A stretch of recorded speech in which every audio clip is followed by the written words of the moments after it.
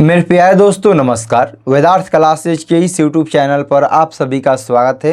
दोस्तों आज की क्लास में हम लोग 10वीं क्लास के फिजिक्स के पाठ संख्या 3 जिसका नाम मानव नेत्र है, इसके ऑब्जेक्टिव सवाल को देखने वाले हैं। यहाँ से दोस्तों जितने भी ऑब्जेक्टिव सवाल बन सकते हैं या जितने भी ऑब्जेक्टिव सवाल आपसे परीक्षा में पूछे जा चुके हैं उन सभी सवालों को लिया गया है और ये सभी के सभी सवाल आपके 10वीं की फाइनल परीक्षा की दृष्टि से काफ़ी महत्वपूर्ण हैं। तो आइए दोस्त देखते हैं कि पहला सवाल क्या है। यदि आप हमारे चैनल पर नए हैं तो चैनल को सब्सक्राइब कर दीजिए, इस वीडियो को लाइक कर दीजिए। यदि आपका कोई भी दोस्त मित्र भाई बहन 10वीं कंप्लीट तैयारी करना चाहते हैं तो इस वीडियो को शेयर कर सब्सक्राइब जरूर करवाइए। और देखिए दोस्त, पहला सवाल दिया गया है कि नेत्र लेंस से रेटिना की दूरी लगभग कितनी है। नेत्र लेंस से रेटिना की दूरी लगभग कितनी है, तो आपका ऑप्शन है 25 सेंटीमीटर, 1 सेंटीमीटर, 2.5 सेंटीमीटर या 5 सेंटीमीटर। तो नेत्र लेंस से रेटिना के बीच की दूरी सही उत्तर हो जाएगा 2.5 सेंटीमीटर है। ऑप्शन नंबर सी हो जाएगा इसका सही उत्तर। अगला सवाल दोस्त दिया गया है कि मानव नेत्र में किस प्रकार का लेंस पाया जाता है। मानव नेत्र में किस प्रकार का लेंस पाया जाता है, तो ऑप्शन है उत्तल, अवतल, वलयाकार या बाइफोकल। तो मानव नेत्र में हमेशा याद रखिएगा, मानव नेत्र में उत्तल लेंस पाया जाता है। अगला सवाल दिया गया है कि निकट दृष्टि दोष में किस लेंस का प्रयोग होता है। निकट दृष्टि दोष में किस लेंस का प्रयोग होता है, तो ऑप्शन है उत्तल लेंस, अवतल लेंस, बेलनाकार लेंस या उत्तल एवं अवतल दोनों। तो निकट दृष्टि दोष में अवतल लेंस का प्रयोग किया जाता है। सही उत्तर हो जाएगा ऑप्शन नंबर बी। अगला सवाल है वायुमंडल में प्रकाश के किस वर्ण का प्रकीर्णन सबसे कम होता है। ऑप्शन है लाल, नीला, पीला, हरा। तो वायुमंडल में सबसे जो कम प्रकीर्णन होता है वह लाल रंग का होता है। ये आप लोग यदि पढ़े हैं तो याद रखिएगा, जिसका तरंगदैर्घ्य सबसे ज़्यादा होगा उसका प्रकीर्णन और विचलन सबसे कम होगा। मैंने क्या बताया, जिसका तरंगदैर्घ्य सबसे ज़्यादा होगा उसका प्रकीर्णन और विचलन सबसे कम होगा, जिसका तरंगदैर्घ्य सबसे कम होगा उसका प्रकीर्णन और विचलन सबसे ज़्यादा होगा। यानी कि इसका सही उत्तर हो जाएगा लाल रंग का प्रकीर्णन सबसे कम होता है। अगला सवाल है कांच के प्रिज्म में किस रंग का विचलन सबसे कम होता है। लाल, पीला, नीला या बैंगनी। तो कांच के प्रिज्म में लाल रंग का विचलन सबसे कम होता है। एक ही सवाल को घुमा घुमा के 2 बार पूछा गया सवाल है। किसका प्रकीर्णन सबसे कम होता है, तो लाल रंग का। किसका विचलन सबसे कम होता है, तो लाल रंग का। ये दोनों एक ही शिफ्ट में पूछा गया सवाल है। देखिए चौथा जो सवाल है 2026 में और ये 5वां सवाल भी 2026 में, ये प्रथम शिफ्ट में ही पूछा गया सवाल है। तो प्रकीर्णन और विचलन लाल रंग का सबसे कम होता है। अगला सवाल है वायुमंडल में प्रकाश का कौन सा रंग अधिक प्रकीर्णन करता है। वायुमंडल में प्रकाश का कौन सा रंग सबसे अधिक प्रकीर्णन करता है। ऑप्शन है लाल, नीला, पीला या नारंगी। तो वायुमंडल में नीले रंग का प्रकीर्णन सबसे अधिक होता है। यदि बैगनी रहते तो बैगनी मारते, लेकिन यहाँ पर बैगनी नहीं है इसीलिए हम लोग क्या मारेंगे, नीला मारेंगे। सही उत्तर हो जाएगा दोस्त ऑप्शन नंबर बी। अगला सवाल है स्पेक्ट्रम में किस रंग का झुकाव सबसे अधिक होता है। स्पेक्ट्रम में किस रंग का झुकाव सबसे अधिक होता है, तो याद रखिएगा बैगनी रंग का झुकाव सबसे अधिक होता है। सही उत्तर हो जाएगा ऑप्शन नंबर सी। अगला सवाल है नेत्र का रंगीन भाग कौन होता है। नेत्र का रंगीन भाग कौन होता है। कार्निया, रेटिना, परितारिका या पुतली। तो नेत्र का जो रंगीन भाग होता है उसे आइरिस कहा जाता है, परितारिका कहा जाता है। सही उत्तर सी हो जाएगा। अगला सवाल है सामान्य नेत्र की निकट बिंदु कितनी है। एक मानव नेत्र के सामान्य नेत्र का निकट बिंदु कितना है, तो ऑप्शन है अनंत, 50 सेंटीमीटर, 100 सेंटीमीटर या 25 सेंटीमीटर। तो सामान्य नेत्र की निकट बिंदु 25 सेंटीमीटर है। सही उत्तर हो जाएगा ऑप्शन नंबर डी। अगला सवाल दोस्त दिया गया है जिस नेत्र में व्यक्ति को दूर की वस्तु स्पष्ट नहीं दिखाई देती है उसे कौन सा रोग हुआ है। यानी कि यदि किसी व्यक्ति को दूर की वस्तु दिखाई नहीं दे रहा है और निकट की वस्तु दिखाई दे रहा है तो उसे निकट दृष्टि दोष हुआ है। यानी कि जिस व्यक्ति को जो दोष होता है उसे उसी प्रकार की वस्तु दिखाई देता है। जैसे किसी व्यक्ति को निकट दृष्टि दोष हुआ है तो उसको निकट की वस्तु दिखाई देगी, दूर की वस्तु दिखाई नहीं देगी। यदि किसी व्यक्ति को दूरदृष्टि हुआ है तो उसको दूर की वस्तु दिखाई देगी, निकट की वस्तु दिखाई नहीं देगी। तो यहाँ पर सवाल में लिखा गया है कि जिस दोष में व्यक्ति को दूर की वस्तु स्पष्ट नहीं दिखाई देती है, यानी कि दूर की वस्तु दिखाई नहीं देती है, यानी कि निकट की वस्तु दिखाई देती है, उसे निकट दृष्टि दोष कहते हैं। सही उत्तर हो जाएगा ऑप्शन नंबर बी। अगला सवाल है, एक स्वस्थ मानव नेत्र के लिए निकट बिंदु तथा दूर बिंदु क्रमशः होते हैं। एक स्वस्थ मानव नेत्र के लिए सबसे पहले निकट बिंदु 25 सेंटीमीटर और दूर बिंदु अनंत पर होता है। तो कहाँ पर ऑप्शन दिया है 25 सेंटीमीटर और अनंत, तो ऑप्शन नंबर सी हो जाएगा इसका सही उत्तर। एक स्वस्थ मानव नेत्र के लिए निकट बिंदु 25 सेंटीमीटर और दूर बिंदु अनंत पर होता है।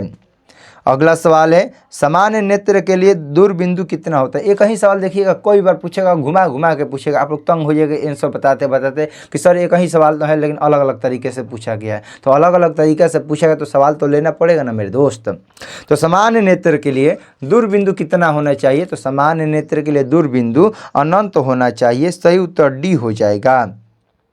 अगला सवाल दोस्त दिया गया है, स्पेक्ट्रम में किस रंग का झुकाव सबसे अधिक होता है। स्पेक्ट्रम में किस रंग का झुकाव सबसे अधिक होता है, तो स्पेक्ट्रम में सही उत्तर हो जाएगा, इसका करेक्ट आंसर हो जाएगा दोस्त बैगनी रंग का झुकाव सबसे अधिक होता है। क्यों होता है, मैंने बताया है कि जिसका तरंगदैर्घ्य सबसे ज़्यादा उसका विचलन कम, और जिसका तरंगदैर्घ्य सबसे कम उसका विचलन ज़्यादा। विचलन मतलब कि झुकाव। तो सही उत्तर सबसे अधिक विचलन कौन करेगा, बैगनी रंग का होगा। अगला सवाल दिया गया है, मानव नेत्र वस्तु का प्रतिबिंब से किस भाग पर बनाता है। मानव नेत्र वस्तु का प्रतिबिंब किस भाग पर बनाता है, कार्निया पर, आइरिस पर, रेटिना पर या पुतली पर। तो जो मानव नेत्र है वो किसी वस्तु का प्रतिबिंब रेटिना पर बनाता है, दृष्टि पटल पर बनाता है। सही उत्तर सी हो जाएगा। अगला सवाल है, सामान्य आँख के लिए स्पष्ट दर्शन की न्यूनतम दूरी कितनी होती है।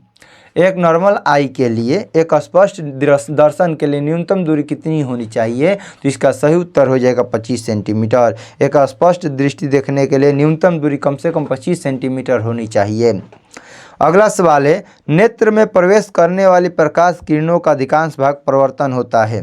नेत्र में प्रवेश करने वाले प्रकाश किरणों का अधिकांश अपवर्तन होता है। ऑप्शन है नेत्रोद अंतरपृष्ठ पर, अभिनेत्र के अंतरपृष्ठ पर, कार्निया के बाहरी पृष्ठ पर, या इनमें से कोई नहीं। और ये जो सवाल है 2018 के सेकेंड शिफ्ट में, 2019 के सेकेंड शिफ्ट में 2 बार पूछा गया सवाल है। तो सही उत्तर हो जाएगा, नेत्र में प्रवेश करने वाली प्रकाश किरणों का अधिकांश अपवर्तन कार्निया के बाहरी पृष्ठ पर होता है। सही उत्तर सी हो जाएगा। अगला सवाल है, निर्वात में प्रकाश की चाल कितनी होती है।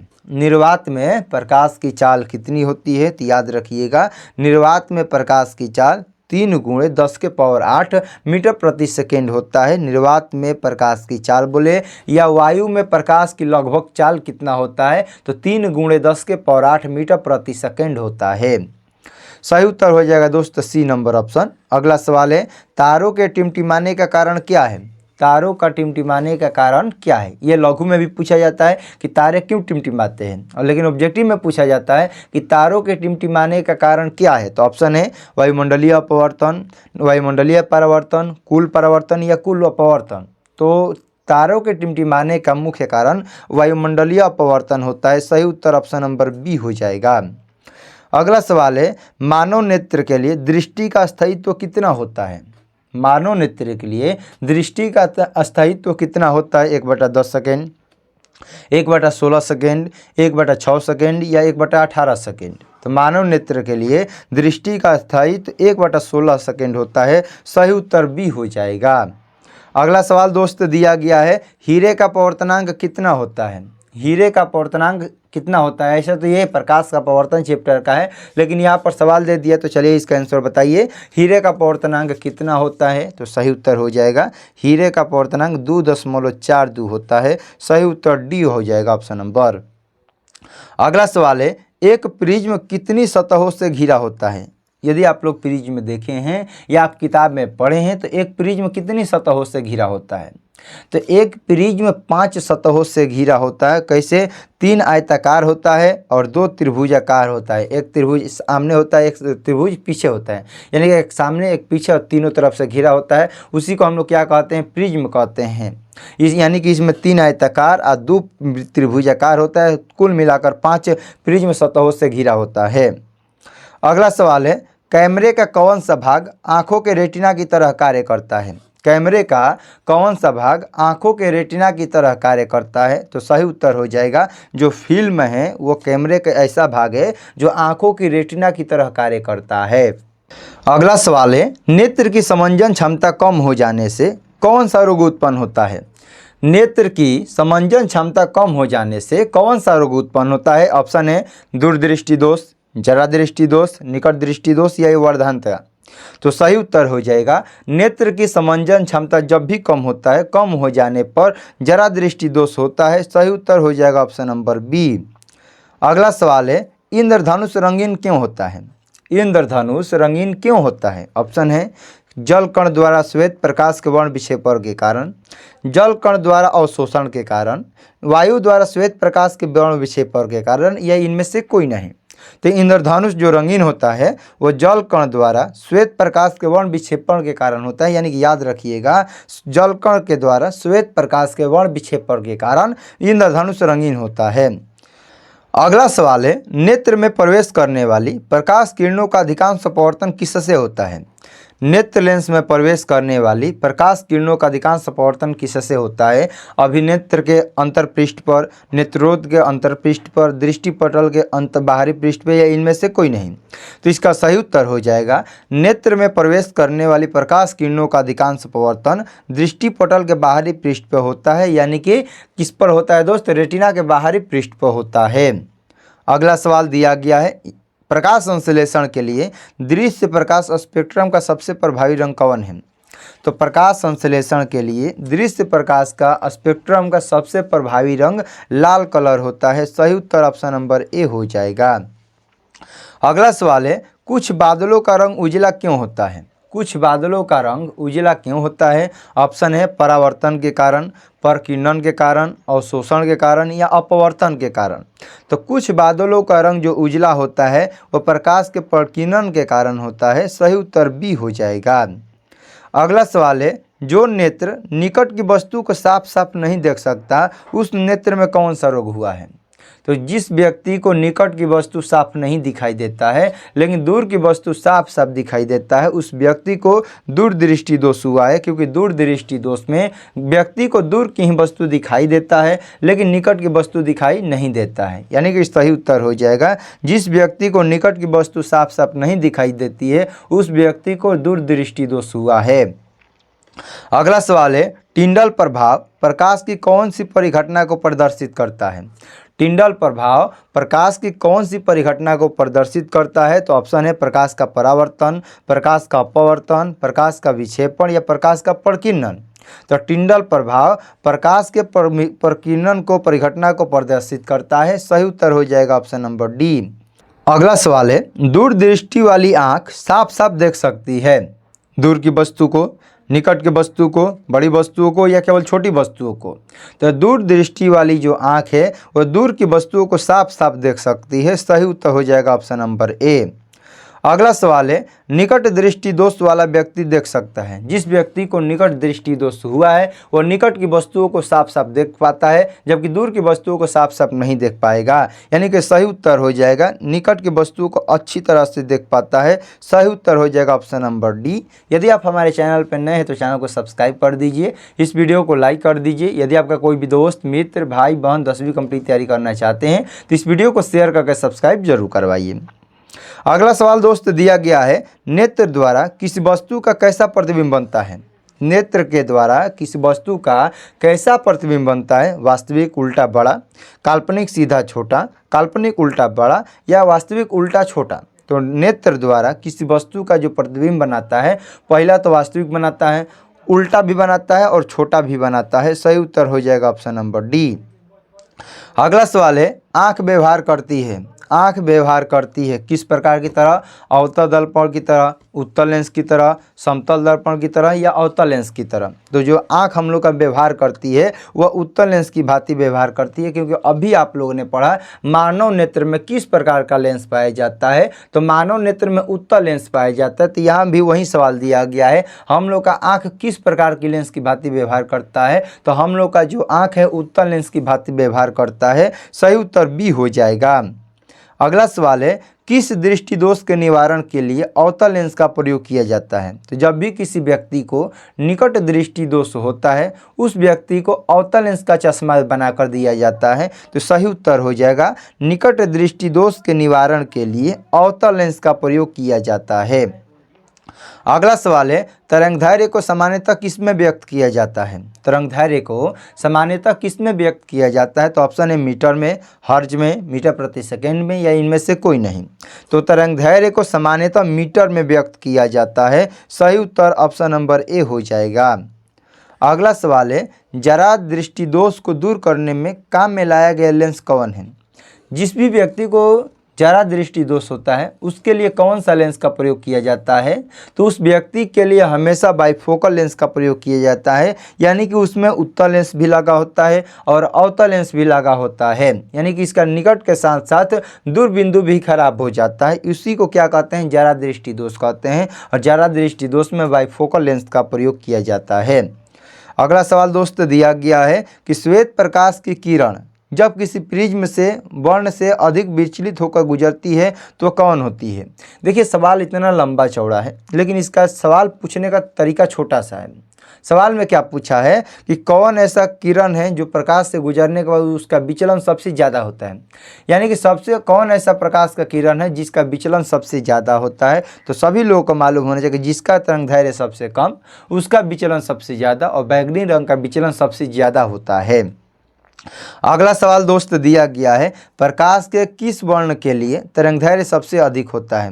प्रकाश के किस रंग का तरंगदैर्घ्य सबसे अधिक होता है? तो याद रखिएगा, लाल रंग का तरंगदैर्घ्य सबसे अधिक होता है, क्योंकि जिसका विचलन सबसे कम उसका तरंगदैर्घ्य सबसे ज़्यादा होता है। तो लाल रंग का तरंगदैर्घ्य सबसे ज़्यादा होता है। सही उत्तर ऑप्शन नंबर ए हो जाएगा। अगला सवाल है, पुतली के साइज को कौन नियंत्रित करता है? पुतली के साइज को कौन नियंत्रित करता है? तो ऑप्शन है पक्षमाभि, परितारिका, नेत्र लेंस या रेटिना। तो पुतली के साइज को परितारिका नियंत्रित करता है। सही उत्तर बी हो जाएगा। अगला सवाल है, प्रकाश की चाल न्यूनतम होता है। प्रकाश की चाल न्यूनतम होता है निर्वात में, जल में, वायु में या कांच में। तो प्रकाश की चाल कांच में न्यूनतम होता है। सही उत्तर हो जाएगा ऑप्शन नंबर डी। अगला सवाल है, किस माध्यम में प्रकाश की चाल अधिकतम होती है?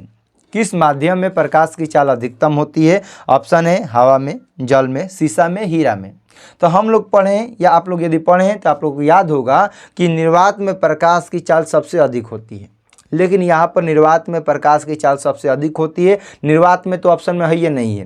तो जब भी निर्वात में ऑप्शन नहीं रहेगा तो उसके जगह पर हवा में दिया रहेगा, उसी को आपको टिक मारेंगे, क्योंकि निर्वात के बाद हवा में प्रकाश की चाल सबसे अधिक होता है। इसीलिए सही उत्तर हो जाएगा ऑप्शन नंबर ए। अगला सवाल दोस्त दिया गया है, प्रकाश की चाल भिन्न भिन्न माध्यम में होती है। प्रकाश की चाल विभिन्न माध्यम में होती है। तो प्रकाश की चाल विभिन्न माध्यम में भिन्न भिन्न होती है। सही उत्तर हो जाएगा ऑप्शन नंबर बी। अगला सवाल दिया गया है, वायु में प्रकाश की चाल निर्वात की अपेक्षा क्या होती है?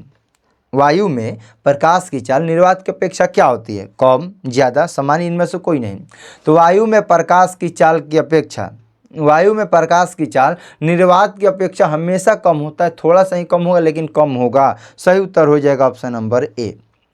अगला सवाल है, श्वेत प्रकाश में वर्ण विक्षेपण उत्पन्न करता है। श्वेत प्रकाश में वर्ण विक्षेपण उत्पन्न करता है कांच की सीली, समतल दर्पण, गोलीय दर्पण या प्रिज्म। तो वर्ण विक्षेपण एक ही बंदा काम कर सकता है, उसका नाम क्या है? प्रिज्म।